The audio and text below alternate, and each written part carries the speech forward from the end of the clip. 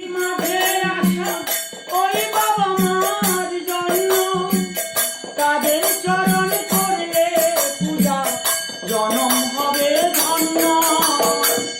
এই পৃথিবীর মাঝে আসা ওই বাবা মার জন্য তাদের চরণ করলে পূজা জীবন হবে ধন্য। এই পৃথিবীর মাঝে আসা ওই বাবা মার জন্য তাদের চরণ করলে পূজা জনম হবে ধন্য।